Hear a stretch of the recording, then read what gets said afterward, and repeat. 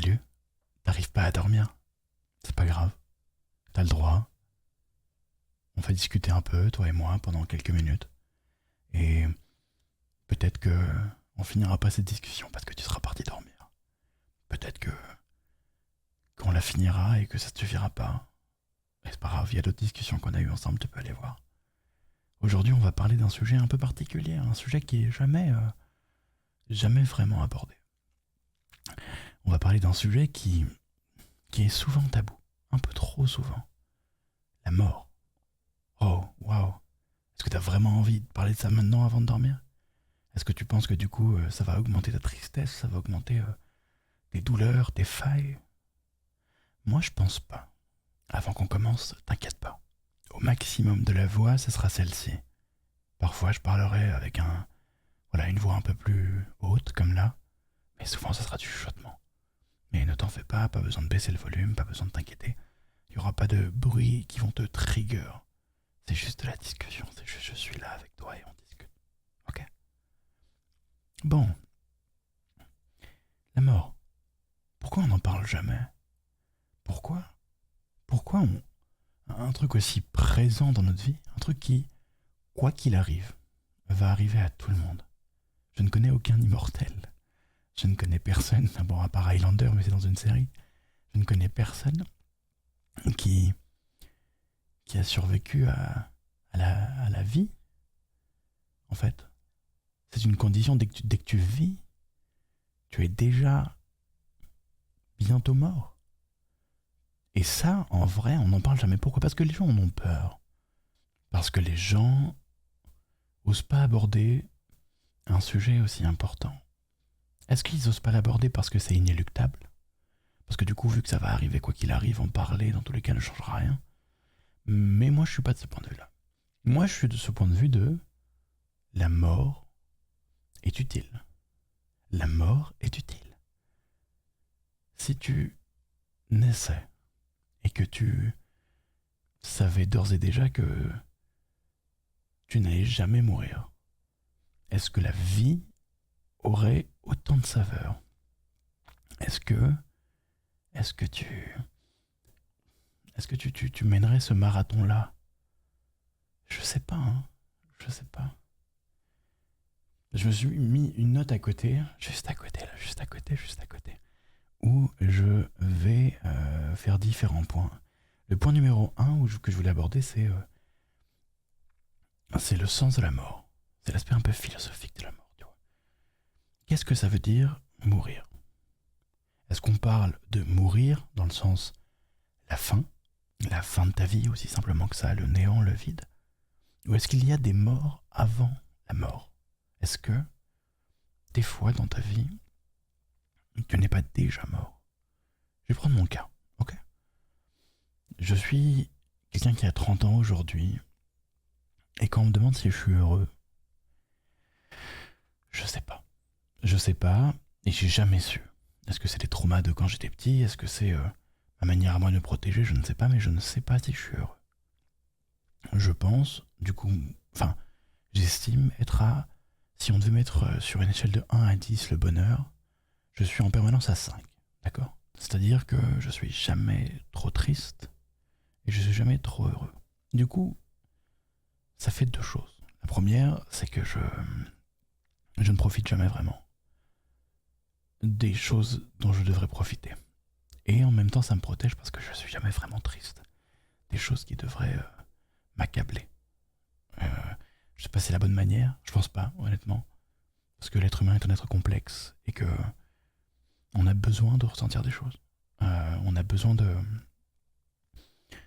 vivre aussi simplement que ça. Et je pense pas que ce soit la bonne manière.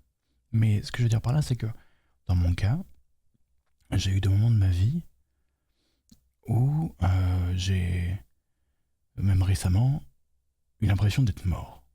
Mais pas mort dans le sens final. Dans le sens où comme un phénix, je peux toujours ressusciter, tu vois. Mais mort dans le sens où mes journées se ressemblaient toutes, il ne se passait pas grand-chose. Je n'avais plus de grandes ambitions, du moins j'avais peur de les réaliser. Parce que je me considère toujours comme un être ambitieux. Mais j'ai cette crainte de le faire. J'ai cette crainte que ça ne marche pas. Parce que la probabilité que ça marche est beaucoup plus faible que celle que ça ne fonctionne pas. Quand on a un projet, les mathématiques ne sont jamais de notre côté. Et en même temps, même si je ne crois pas à la méritocratie, et que pour moi tout est une question de chance, si tu ne fais rien, il ne se passe rien, quoi qu'il arrive. En fait, si tu prends 10 personnes qui se donnent à fond dans un projet, peu importe lequel, et qu'il n'y en a qu'une seule qui va réussir, même si les 10 se donnent à fond de la même manière, celui qui réussira sera celui qui a eu le facteur chance. Mais celui qui a eu le facteur chance est celui qui a fait tout de même. Ne rien faire aboutit forcément à ne rien produire. Et en même temps, produire ne signifie pas forcément réussir. Tu vois, c'est là la nuance. Et donc, dans ma vie, je me suis rendu compte plusieurs fois que j'étais déjà mort. Que j'étais mort et parce que je ne vivais plus. Peut-être parce que j'en avais besoin, peut-être parce que j'avais peur, peut-être parce que... mille raisons, tu vois. Mais est-ce que j'étais encore en vie ? J'existais, oui. Est-ce que j'étais en vie ? Je ne sais pas. Est-ce que ça s'est déjà arrivé ? Je sais pas. Quand j'ai posté la vidéo d'hier, il y a quelqu'un dans les commentaires qui m'a dit de reparler du sujet de la mort et je trouve ça super intéressant. Donc vraiment, je vous écoute et je suis vos sujets au jour le jour parce que je tourne les vidéos au jour le jour. N'hésitez pas à me donner d'autres sujets pour demain. Et aussi, j'ai un livre qui parle d'interprétation des rêves. Et j'aimerais bien, c'est votre devoir pour demain, dans les commentaires, vous me donnez, s'il vous plaît, des rêves que vous avez faits. Et moi, demain, je vais essayer d'en lire quelques-uns et de voir, selon ce bouquin, en ASMR, qu'est-ce que ça veut dire. Comme ça, on participe ensemble, ok ? Mais je suis curieux de voir ça et je suis curieux de discuter avec vous. Je trouve ça trop cool. Donc ça, c'est l'aspect un peu philosophique. La mort est une fin en soi, la mort... pour moi, peut se produire à différents moments de la vie et c'est pas forcément la finalité. Donc ça, voilà. Ensuite, il y a la mort côté culturel et religieux. Moi, je suis issu d'une famille musulmane de base. Je me considère déiste en réalité. C'est-à-dire que je crois en Dieu. Je crois en Dieu. Mais pas forcément dans la forme que les gens lui attribuent de base. Je ne crois pas en l'aléatoire de la vie parce que c'est beaucoup trop de coïncidences. Mais... je pense que les livres et les écrits sont des choses qui ont été à l'époque divulguées pour justement aider les gens, tu vois, et que beaucoup de choses ne sont plus forcément d'actualité, mais ce n'est que mon avis, et je crois en Dieu. Je crois en Dieu, c'est impossible que tout se soit aussi bien passé. On est tellement un miracle. On est tellement un miracle. Quand tu regardes les probabilités que la vie émerge, c'est fou. C'est fou, ça se joue parfois à des millimètres, à rien. Ouah, je trouve ça fascinant. Et du point de vue religieux et culturel, la mort déjà, elle n'est pas traitée de la même manière partout. En France, en Europe, au global, dans des pays catholiques, et dans l'islam aussi, la mort a un aspect un peu dramatique. C'est-à-dire que quand quelqu'un meurt, on va le pleurer, ce qui est normal.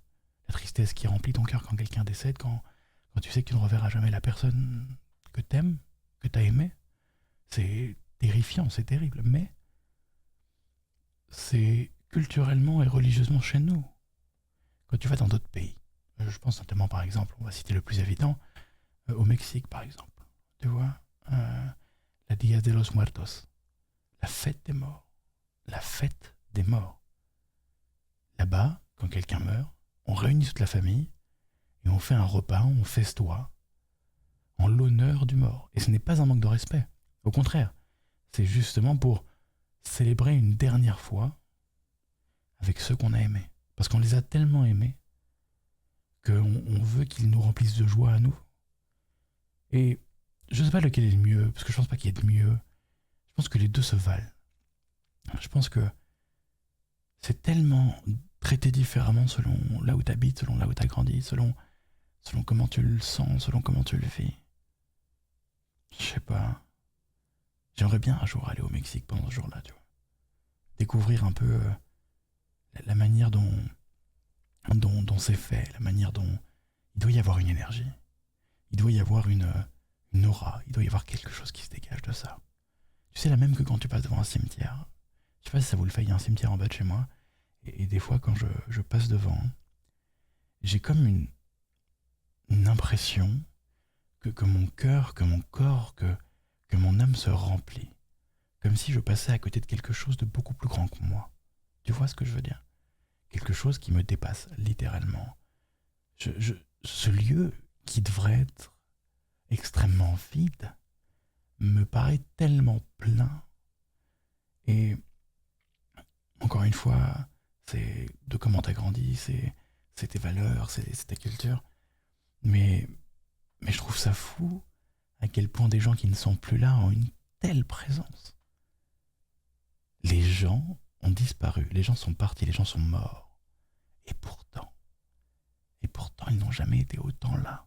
Dans ton cœur, dans tes souvenirs, dans ta mémoire, dans tes mots, dans tes discussions, ils sont là. Alors est-ce qu'ils disparaissent vraiment du coup? Est-ce qu'ils disparaissent vraiment? Voilà, je sais pas. Maintenant, est-ce que on doit arrêter de craindre la mort? En fait, c'est compliqué. Parce que la mort est inéluctable. La mort est quelque chose qui, quoi qu'il arrive, va tous nous décimer. Aucun d'entre nous n'y survivra. Aucun d'entre nous n'y survivra. Et donc, se dire d'arrêter de la craindre, parce qu'elle est, quoi qu'il arrive, inéluctable, c'est apaiser son cœur, apaiser son esprit, et se dire que tout va bien dans tous les cas. Mais arrêter de la craindre, c'est aussi parfois peut-être se mettre en danger. C'est peut-être aussi, tu vois, l'ignorer. Beaucoup de gens l'ignorent. Il y a cette fameuse phrase, Memento Mori, tu vois, qui te rappelle tous les jours que tu vas mourir. Et cette phrase, elle a deux sens. Pour moi, elle a deux sens. Elle a le sens 1 que profite de chaque instant de ta vie, chaque seconde, chaque fraction de temps que l'univers t'a accordé doit être bénéfique pour toi. Tu vois, doit être quelque chose que tu savoures. Parce que tu vas demander à des milliardaires, à des gens qui ont des milliards d'euros, mais qui n'ont pas la santé, et ils te diront qu'ils échangeraient volontiers tout ce qu'ils ont pour 10 minutes de plus. Parce que c'est ce que tu as de plus précieux, en réalité. Et cette phrase te dit aussi, souviens-toi que tu vas mourir, à mon avis, dans le sens de prends garde à tes choix. Fais des décisions qui sont avisées. Tu vois, il y a tout un spectre un peu différent par rapport à ça. Moi, je suis trop curieux de savoir ce que toi t'en penses. C'est quoi ton rapport à la mort? Est-ce que t'as peur de mourir? Est-ce que t'as perdu des proches autour de toi? Est-ce que, si oui, comment tu le vis aujourd'hui? Est-ce que t'as réussi à faire le deuil?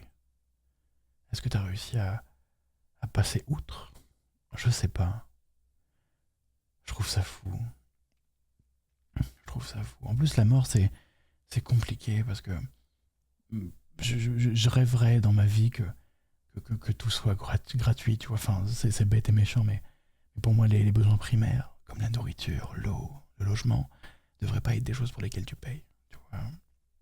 Tu devrais peut-être rendre à la société autrement, mais c'est la base, tu vois. Tout le monde devrait avoir accès au moins à manger, boire et dormir, quoi qu'il arrive. Et le fait dans ce monde actuel, mourir te coûte cher. Il n'y a pas d'accompagnement, il n'y a pas de choses pour te rassurer. En fait, des fois, je me dis, quand je vais vieillir, si je vieillis un jour, je me le souhaite, quand je vais vieillir et que peut-être que j'aurai des enfants, que j'aurai des gens autour de moi, j'aurai construit ma vie, j'ai peur En fait, je pense que j'aurais pas peur de mourir et de disparaître. Je pense que j'aurais peur de léguer un fardeau. Tu vois, et c'est terrible parce que je pense que c'est pas le cas et que personne pense comme ça. Je pense que les gens sont très tristes, etc. Moi, je veux une fête à ma mort si jamais. Que cette vidéo fasse fille de testament. Que cette vidéo fasse fille de testament. Je veux que les gens célèbrent ma mort. Enfin, pas célèbrent, mais je veux des gens heureux quand je serai parti. Dans 50 ans, on l'espère, 30 ans, 40, bon, le plus loin possible. Mais Mais j'aurais peur d'être un fardeau, tu vois. J'aurais peur de pas avoir assez été là pour mes proches. Je suis discret, je suis pas quelqu'un qui bavarde. Mais j'aime les gens qui m'accompagnent. Je peux t'ignorer au téléphone pendant 15 fois, 15 appels et ne jamais te rappeler, et ça veut pas dire que t'es pas dans mon cœur. Quand j'aime, j'aime vraiment. Quand j'aime, j'aime vraiment. Mais c'est dur de le dire aux gens, c'est dur de l'expliquer, tu vois. Voilà. Cette vidéo est terminée. On se revoit demain, 21h. Si tu t'es pas endormi et que t'es resté jusque-là, je te fais un bisou déjà. Et je t'invite s'il te plaît à liker, à commenter, parce que je suis trop curieux de ton retour. Oublie pas pour les rêves, donne-moi un rêve que t'as fait, que je puisse l'interpréter. Et donne-moi ton avis sur ce qu'on a échangé ensemble. A plus.